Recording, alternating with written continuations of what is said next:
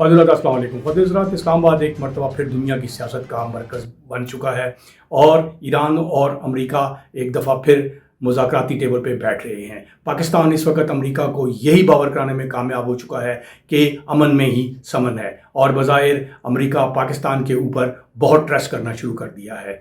नाज़रीन, हर बार जब पाकिस्तान ने अमेरिका का साथ दिया वक्ती फ़ायदा ज़रूर मिला, बल्ले बल्ले भी ज़रूर हुई, मगर तवील मुद्दती नुकसान भी इसका मुकद्दर बना।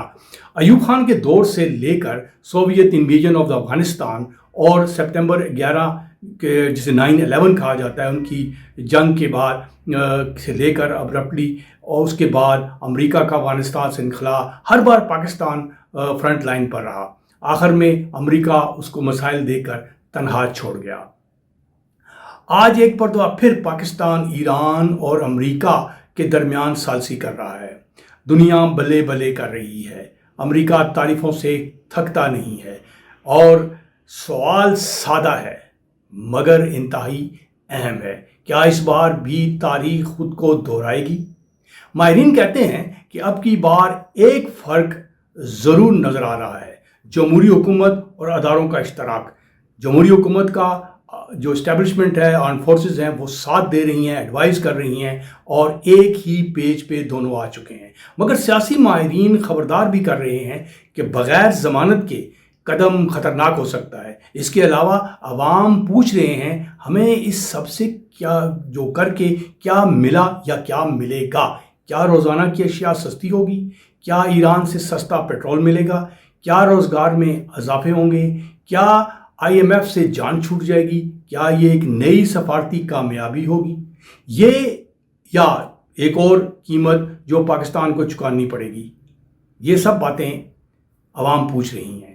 देखिए मुकम्मल तज्ज़िया इस वीलाग में, मगर एक वक्फे के बाद मेरे साथ रहिएगा। मैं हूँ उबैद अब्बासी अपने digital channel 15 minutes with Ubaid के साथ। तो मिलते हैं इस ब्रेक के बाद।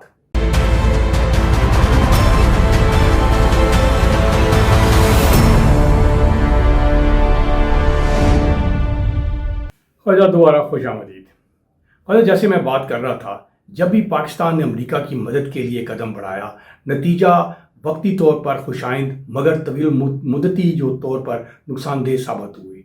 आज एक बार फिर पाकिस्तान ईरान और अमेरिका के दरमियान मुमकिन सालसी के किरदार में सामने आ रहा है। सवाल वही पुराना है, क्या इस बार तारीख बदलेगी या फिर एक और स्ट्रेटजिक कुर्बानी पाकिस्तान के हिस्से में आएगी? सबसे पहले चलते हैं अयूब दौर और आलमी मरकजियत पर। फील्ड मार्शल अयूब खान मरहूम के दौर में पाकिस्तान आलमी सियासत का एक अहम मरकज़ बन चुका था। अमेरिका और बरतानिया जैसे ममालिक पाकिस्तान को न सिर्फ एक काबिल एतमाद इत्तेहादी समझते थे, बल्कि इस खित्ते में अपने मफादात के तहफ़्फ़ुज़ के लिए कुलीदी हैसियत देते थे। इस दौर में पाकिस्तान ने अमेरिका और चीन के दरमियान खुफिया सफारती रास्ते खोलने में अहम किरदार अदा किया, जो बाद अज़ां आलमी सियासत का एक तारीखी मोड़ साबित हुआ। लेकिन यहाँ कुर्बत जल्द ही एक तल हकीकत में बदल गई। 1965 और फिर 1971 की जंगों के दौरान पाकिस्तान को इस हमायत का वो सिला न मिला जिसकी तवक्को की जा रही थी। ख़ास तौर पर 1971 में जब भारत के साथ जंग हुई, अमेरिका का झुकाव पाकिस्तान के बजाय भारत की तरफ ज़्यादा महसूस किया गया। ये पहला बड़ा धचका था जिसने इस स्ट्रेटेजिक दोस्ती पर सवालिया निशान लगा दिया। इसके बाद आते हैं अफ़गान जंग पर, जब पाकिस्तान एक और फ्रंट लाइन रियासत बन गया। 1979 में सोवियत इन्वेजन के बाद अफ़गानिस्तान के बाद पाकिस्तान एक बार फिर अमेरिका का अहम इत्तेहादी बन गया। पाकिस्तान ने न सिर्फ अमेरिका की मदद की बल्कि अफ़गान मुजाहिदीन को तरबियत, असला और लॉजिस्टिक सपोर्ट फराहम की। ये जंग दरअसल सोवियत यूनियन के खिलाफ एक प्रॉक्सी जंग थी जिसमें पाकिस्तान फ्रंट लाइन स्टेट बनकर उभरा। जंग के खात्मे और सोवियत इनखला के बाद अमेरिका ने इस खित्ते से अपनी दिलचस्पी कम कर दी, जबकि पाकिस्तान दहशतगर्दी, असला कल्चर और मुहाजिरीन के बोझ तले दब गया। लाखों अफगान मुहाजिरीन की मेज़बानी, दाखिली सिक्योरिटी मसाइल और माशी दबाव, ये सब पाकिस्तान के हिस्से में आया, जबकि अमेरिका अपनी पॉलिसियाँ तब्दील करके आगे बढ़ गया। और जैसे मैं बात कर रहा था, जब भी पाकिस्तान ने अमेरिका की मदद के लिए कदम बढ़ाया, नतीजा वक्ती तौर पर खुशाइंद मगर तवील मुद्दती जो तौर पर नुकसानदेह साबित हुई। آج ایک بار پھر پاکستان، ایران اور امریکہ کے درمیان ممکنہ ثالثی کی کردار میں سامنے آ رہا ہے۔ سوال وہی پرانا ہے، کیا اس بار تاریخ بدلے گی یا پھر ایک اور اسٹریٹجک قربانی پاکستان کے حصے میں آئے گی؟ سب سے پہلے چلتے ہیں ایوب دور اور عالمی مرکزیت پر۔ فیلڈ مارشل ایوب خان مرحوم کے دور میں پاکستان عالمی سیاست کا ایک اہم مرکز بن چکا تھا۔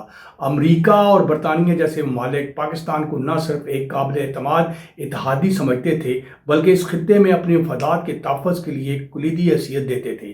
اس دور میں پاکستان نے امریکہ اور چین کے درمیان خفیہ سفارتی راستے کھولنے میں اہم کردار ادا کیا، جو بعد ازاں عالمی سیاست کا ایک تاریخی موڑ ثابت ہوا۔ لیکن یہاں قربت جلد ہی ایک تلخ حقیقت میں بدل گئی۔ 1965 اور پھر 1971 کی جنگوں کے دوران پاکستان کو اس حمایت کا وہ صلہ نہ ملا جس کی توقع کی جا رہی تھی۔ خاص طور پر 1971 میں جب بھارت کے ساتھ جنگ ہوئی، امریکہ کا جھکاؤ پاکستان کے بجائے بھارت کی طرف زیادہ محسوس کیا گیا۔ یہ پہلا بڑا دھچکا تھا جس نے اس اسٹریٹجک دوستی پر سوالیہ نشان لگا دیا۔ اب آتے ہیں موجودہ صورتحال پر اور ایران، امریکہ، کشیدگی اور پاکستان کے کردار پر ایک نظر ڈالتے ہیں۔ آج جب ایران اور امریکہ کے درمیان کشیدگی ایک بار پھر بڑھ رہی ہے، پاکستان ثالثی کے کردار میں سامنے آ رہا ہے۔ بظاہر یہ ایک مثبت اور ذمہ دارانہ قدم ہے، کیونکہ خطے میں امن کا قیام پاکستان کے اپنے مفادات میں بھی ہے۔ لیکن سوال یہ ہے کہ کیا اس بار پاکستان کو اس کردار کا کوئی ٹھوس اور دیرینہ فائدہ ملے گا؟ امریکہ کی خارجہ پالیسی کو دنیا بھر میں اکثر مفادات پر مبنی اور بعض اوقات غیر مستقل قرار دیا جاتا ہے۔ کئی ممالک کے ساتھ اس کے تعلقات وقت کے ساتھ ساتھ بدلتے رہے۔ بعض اوقات بعض مواقعوں پر بھی وہ اپنے قریبی اتحادیوں کو بھی تنہا چھوڑ چکا ہے۔ اگر پاکستان اس ثالثی میں کامیاب ہو جاتا ہے تو یہ ایک بڑی سفارتی کامیابی ہوگی۔ اس سے پاکستان کا عالمی امیج بہتر ہو سکتا ہے اور اسے ایک ذمہ دار اور مؤثر ثالث کے طور پر تسلیم کیا جا سکتا ہے۔ لیکن اس کے ساتھ خدشات بھی موجود ہیں۔ کیا امریکہ اس بار پاکستان کو معاشی یا سیکیورٹی کے میدان میں حقیقی سہارا دے گا؟ کیا پاکستان کو ایک بار پھر صرف کام نکالنے تک استعمال کیا جائے گا؟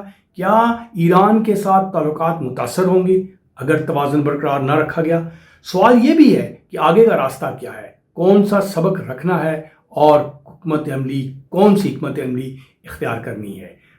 حضرت، تاریخ کے تل تجربے کے باوجود پاکستان کے پاس اب بھی موقع ہے کہ وہ اپنی پالیسیوں میں زیادہ متوازن اور خود مختار اور طویل مدتی مفاد پر مبنی بنائے۔ ثالثی کا کردار ضرور ادا کریں، لیکن اس کے ساتھ واضح شرائط، تحریری ضمانتیں اور قومی مفاد کو بھی تحفظ یقینی بنانا چاہیے۔ پاکستان کو چاہیے کہ علاقائی جو توازن ہے اس کو برقرار رکھے۔ ایران، چین، خلیجی ممالک کسی ایک طاقت پر مکمل انحصار سے گریز کرے، سفارتی کامیابی کو معاشی فوائد میں تبدیل کرنے کی حکمت عملی بنائے۔ نتیجتاً کیا اس بار کچھ بدلے گا؟ یہ سوال ابھی کھلا ہے۔ ماضی کی روشنی میں خدشات زیادہ ہیں، لیکن حالات مکمل طور پر ویسے نہیں جیسے پہلے تھے۔ اگر پاکستان نے اس بار دانشمندی، خود اعتمادی اور واضح حکمت عملی کے ساتھ قدم اٹھایا تو ممکن ہے کہ یہ باب مختلف انداز میں لکھا جائے، ورنہ تاریخ ایک بار پھر یہی کہے گی، ہر بار جب پاکستان نے امریکہ کا ساتھ دیا، قیمت ہمیشہ پاکستان نے ہی ادا کی۔ اس دفعہ ماہرین کے مطابق حالات دوسرے ہیں۔ دونوں حکومت اور اسٹیبلشمنٹ ایک پیج پہ ہیں اور ہو سکتا ہے کہ اس دفعہ جس طرح میں نے کہا تاریخ کچھ اور لکھے۔ اس کے ساتھ ہی میں آپ سے اجازت چاہوں گا۔ اگلے پروگرام تک لیے عبید الرحمان عباسی کو اجازت دیجیے۔ ملتے ہیں اگلے پروگرام تک۔ السلام علیکم۔